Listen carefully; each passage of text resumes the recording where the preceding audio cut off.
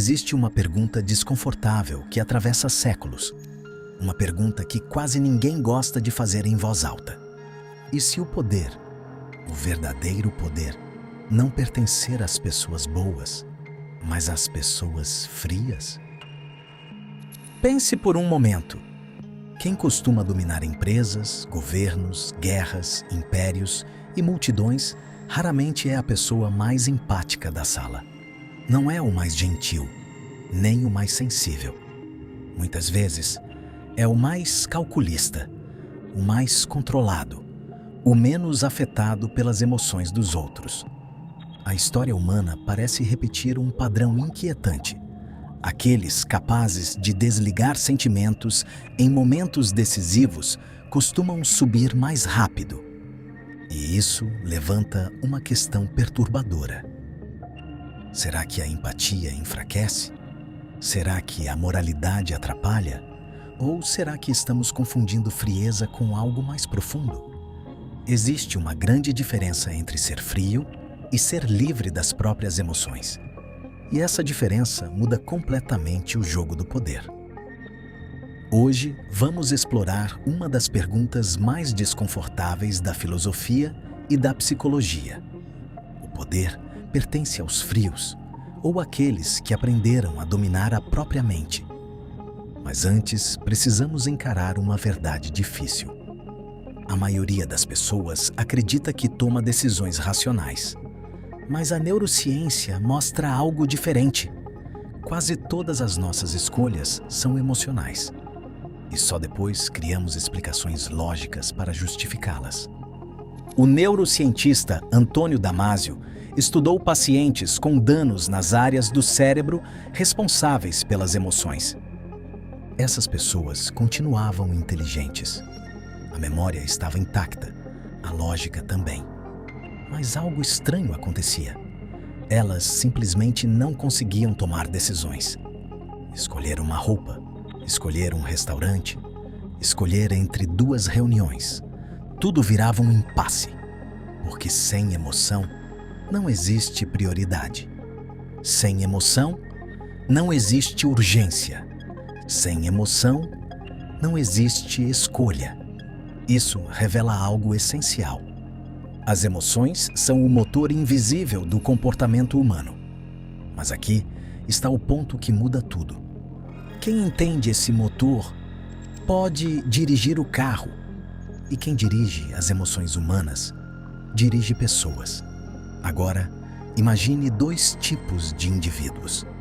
O primeiro reage emocionalmente a tudo. Críticas o ferem. Rejeição o paralisa. Conflitos o desgastam. Ele precisa ser aceito. Precisa ser amado. Precisa ser aprovado. Agora, imagine o segundo. Ele observa emoções, mas não é controlado por elas. Consegue ouvir insultos sem perder o foco. Consegue tomar decisões difíceis.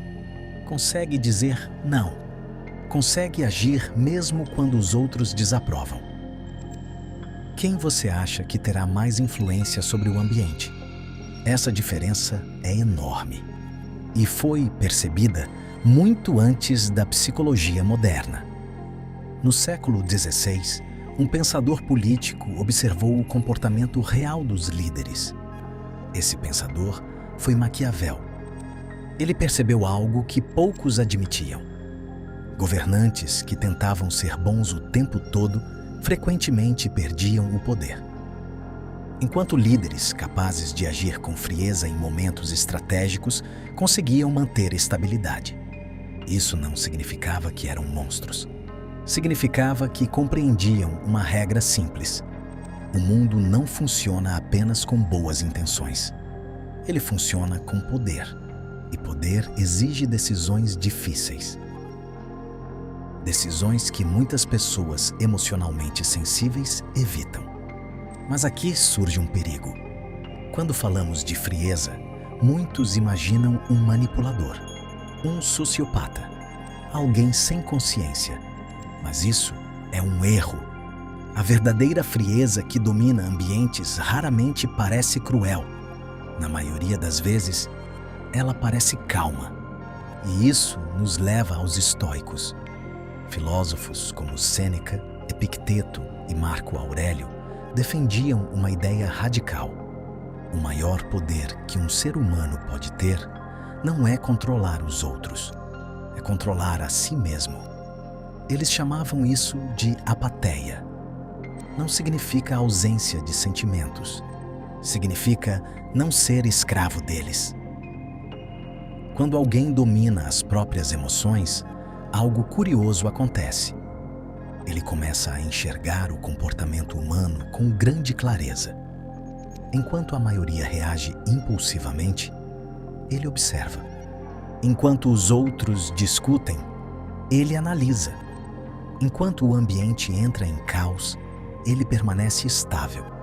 E essa estabilidade cria algo poderoso: autoridade psicológica.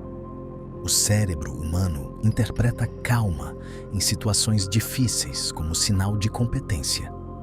Em situações de perigo, seguir alguém que entra em pânico pode ser fatal.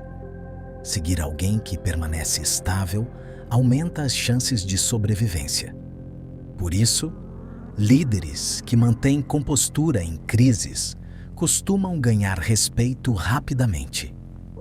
Mas essa mesma característica pode ser usada de duas formas, porque a capacidade de controlar emoções que cria sabedoria também pode criar manipulação. É nesse ponto que entra Carl Jung. Jung observou que todo ser humano possui uma parte da personalidade chamada sombra. A sombra contém tudo aquilo que preferimos não reconhecer em nós mesmos: ambição, dominação, competitividade, desejo de poder. A maioria tenta negar essas características, mas quando essas forças são reprimidas, elas não desaparecem. Elas apenas se tornam inconscientes. E algo curioso acontece. Quem não reconhece a própria sombra, frequentemente acaba sendo manipulado por quem reconhece. Porque quem entende os impulsos humanos consegue prever comportamentos. Agora, pense no mundo moderno.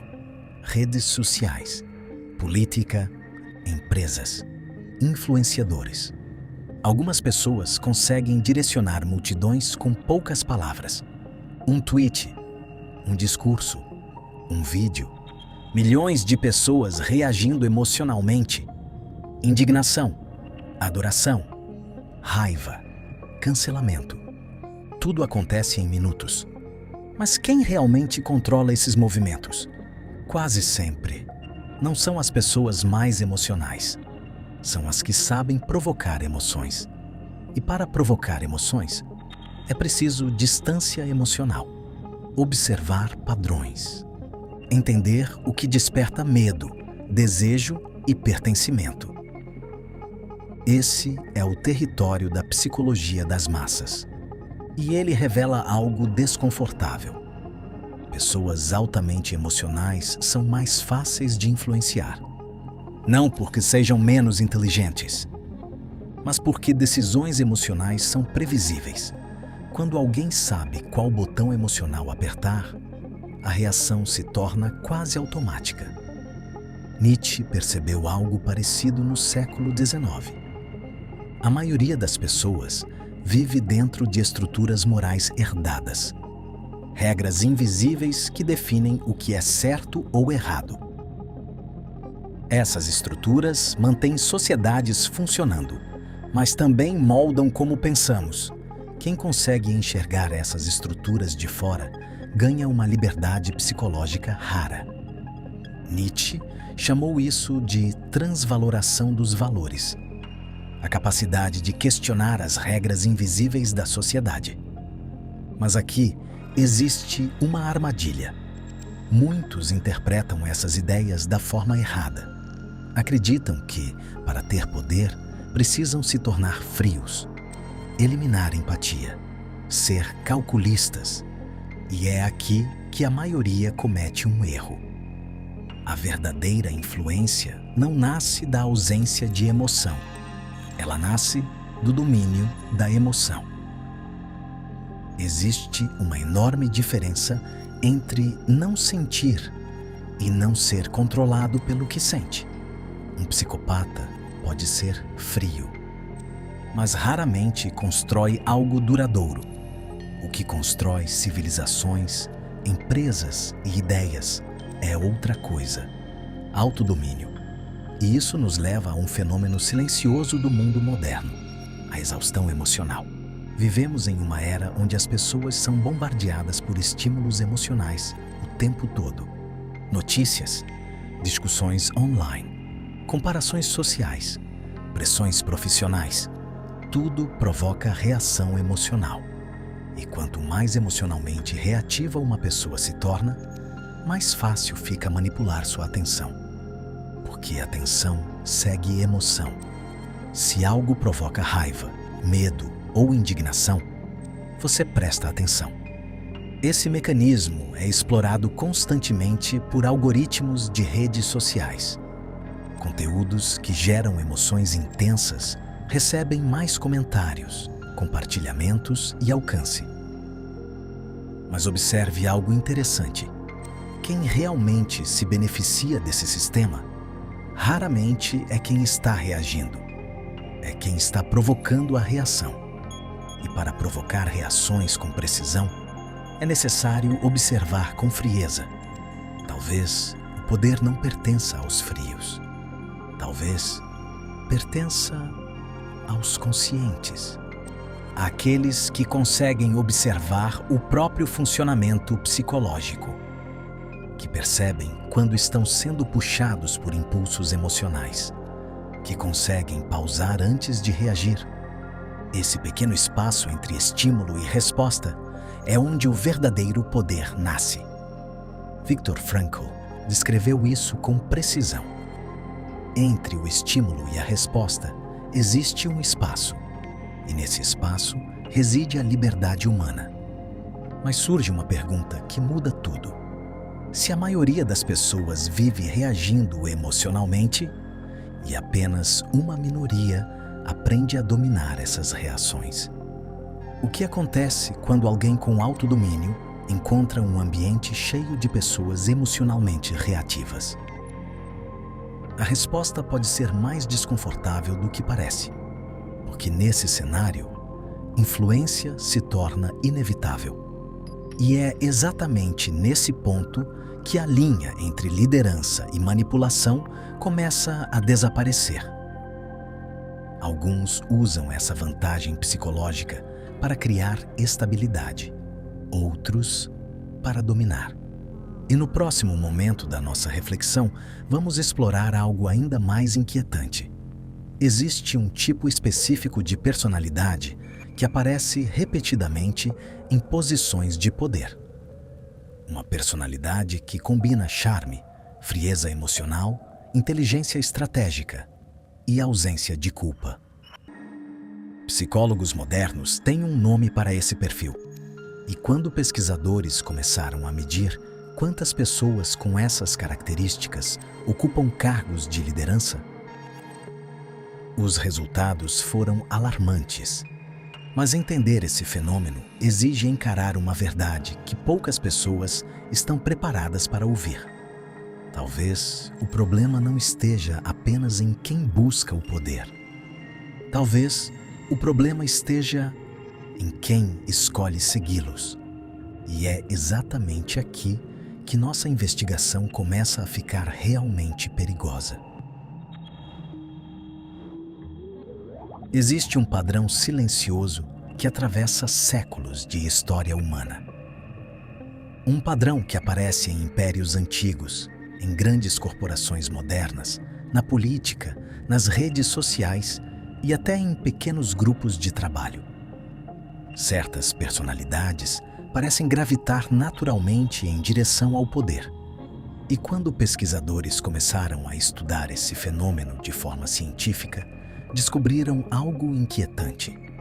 Traços associados ao que a psicologia chama de tríade sombria, narcisismo, maquiavelismo e psicopatia, aparecem com frequência maior em posições de liderança do que na população geral. Isso não significa que todos os líderes possuam esses traços, mas significa que certos ambientes de poder tendem a favorecer indivíduos com características muito específicas. Características que, para muitas pessoas, parecem frieza. Narcisismo envolve uma necessidade intensa de reconhecimento, admiração e superioridade. Maquiavelismo envolve habilidade estratégica, manipulação social e foco em objetivos acima de princípios morais. Psicopatia envolve baixa empatia emocional, ausência de culpa e alta tolerância ao risco. Quando esses três traços aparecem juntos, surge uma combinação extremamente poderosa e potencialmente perigosa. Mas existe um detalhe importante. Essas pessoas raramente parecem monstros. Na verdade, muitas vezes parecem o oposto. Carismáticas, confiantes, decididas, seguras, elas falam com clareza, tomam decisões rapidamente, não hesitam diante de conflitos. E para uma mente humana comum, isso gera uma impressão automática de competência. Nosso cérebro evoluiu para interpretar confiança como sinal de liderança. Mas confiança e sabedoria não são a mesma coisa. Ainda assim, em momentos de incerteza social, econômica ou política, multidões tendem a buscar exatamente esse tipo de figura. Alguém que pareça inabalável, alguém que transmita certeza, alguém que fale como se tivesse todas as respostas. E isso cria uma dinâmica psicológica extremamente perigosa. Porque quanto mais emocionalmente inseguro um grupo se sente, mais atraente se torna um líder aparentemente frio. Esse fenômeno foi observado por psicólogos sociais ao estudar períodos de crise coletiva. Em tempos de estabilidade, sociedades valorizam cooperação, mas em tempos de medo, elas procuram autoridade. E a autoridade, muitas vezes, se manifesta na forma de pessoas que parecem imunes às emoções que afligem o resto da população. Essa aparência de controle gera uma sensação de segurança, mesmo quando o controle é apenas uma ilusão. Mas aqui entra um aspecto ainda mais profundo da natureza humana. Nós não apenas seguimos líderes frios. Frequentemente, projetamos neles algo que desejamos ser. Porque todos nós conhecemos a sensação de ser dominados por emoções. Raiva que explode, medo que paralisa, ansiedade que consome energia mental, dúvidas que impedem decisões. Então, quando vemos alguém aparentemente imune a tudo isso, algo dentro de nós admira essa força, mesmo que ela seja apenas uma fachada. Carl Jung descreveu esse fenômeno como projeção psicológica. Nós projetamos qualidades que desejamos ou reprimimos em figuras externas. Por isso, líderes poderosos frequentemente parecem maiores do que realmente são.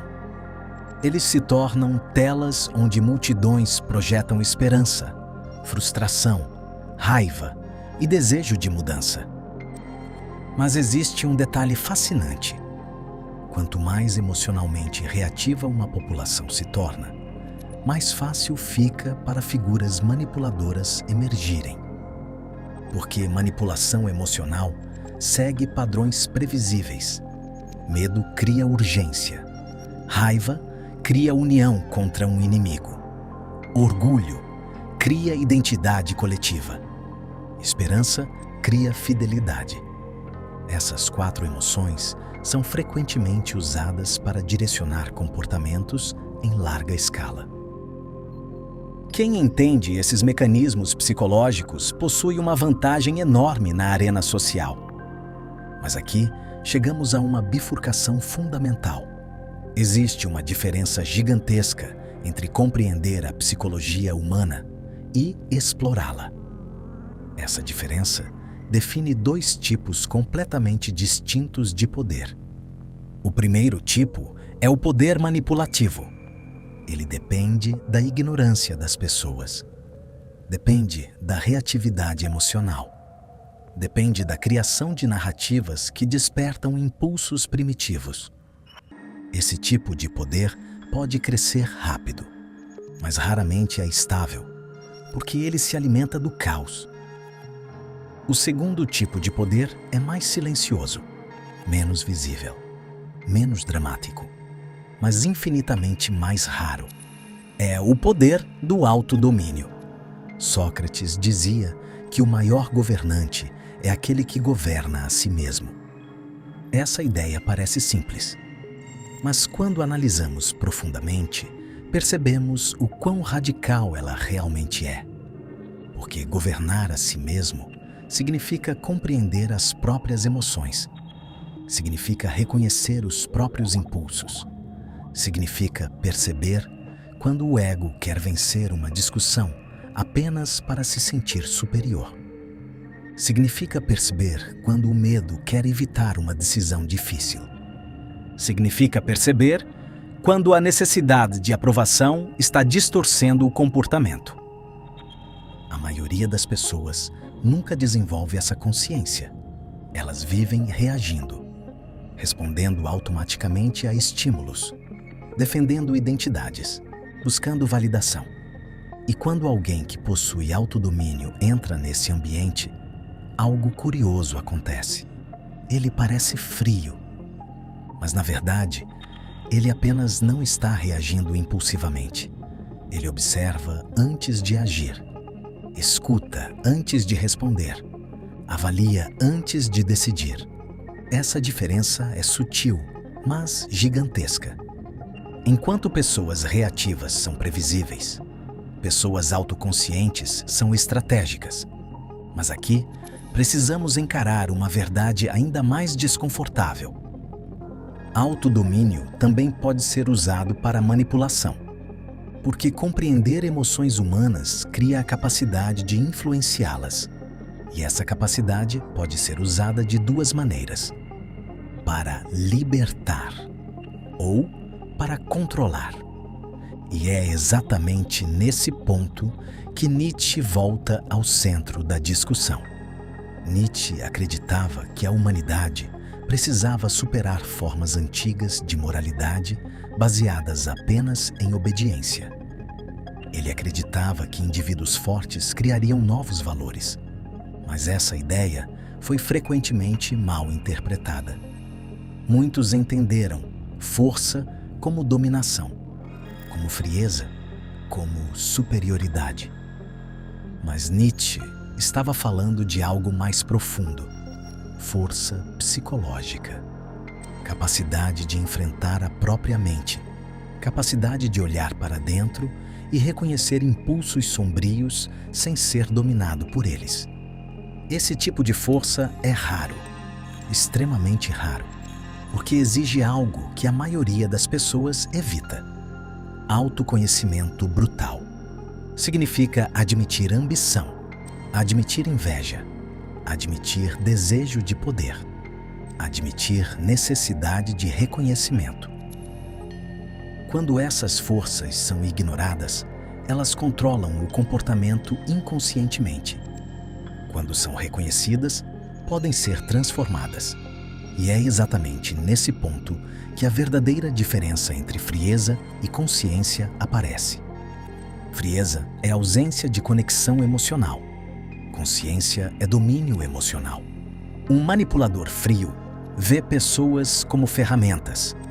Um indivíduo consciente vê pessoas como seres humanos, mas não se deixa controlar emocionalmente por cada estímulo social. Essa diferença muda completamente a natureza do poder, porque poder baseado em manipulação gera medo. Poder baseado em autocontrole gera respeito. E respeito cria algo muito mais estável do que medo: confiança. Mas aqui surge uma pergunta final que revela o paradoxo central de toda essa discussão. Se pessoas emocionalmente reativas são mais fáceis de manipular, se líderes frios podem explorar essas emoções, se o autodomínio verdadeiro é raro, então O que determina o tipo de poder que domina uma sociedade? A resposta pode ser mais simples e mais perturbadora do que parece. O tipo de liderança que emerge reflete o nível de consciência coletiva de quem escolhe seguir. Sociedades emocionalmente imaturas tendem a escolher líderes dominadores. Sociedades psicologicamente conscientes tendem a valorizar líderes equilibrados. Ou seja, a pergunta "o poder pertence aos frios?" talvez esteja invertida. Talvez a verdadeira pergunta seja outra. Por que tantas pessoas entregam poder a quem parece frio? Quando entendemos essa dinâmica, percebemos algo libertador. O jogo do poder não começa nos palácios, nem nos governos, nem nas grandes corporações. Ele começa dentro da mente, no momento em que alguém aprende a observar os próprios impulsos, no momento em que alguém deixa de reagir automaticamente, no momento em que alguém percebe quando está sendo emocionalmente manipulado. Esse momento muda tudo, porque uma mente consciente se torna extremamente difícil de controlar. E quando muitas mentes conscientes começam a existir dentro de uma sociedade, o tipo de poder que domina essa sociedade inevitavelmente muda. Talvez o poder nunca tenha pertencido aos frios. Talvez ele sempre tenha pertencido àqueles que aprenderam a dominar algo muito mais difícil do que governar pessoas, a própria mente. Se essa reflexão despertou algo em você, existe uma pergunta importante que eu gostaria de deixar nos comentários. Você acredita que o mundo é dominado por pessoas frias? Ou por pessoas que simplesmente aprenderam a controlar melhor suas emoções? Escreva sua visão nos comentários. Se esse tipo de reflexão profunda sobre psicologia, filosofia e comportamento humano faz sentido para você, aproveite agora para curtir o vídeo e se inscrever no canal. Aqui no Arte da Consciência, cada vídeo é uma jornada para entender as forças invisíveis que moldam nossas decisões, nossas relações e o funcionamento da sociedade. Nos vemos no próximo vídeo.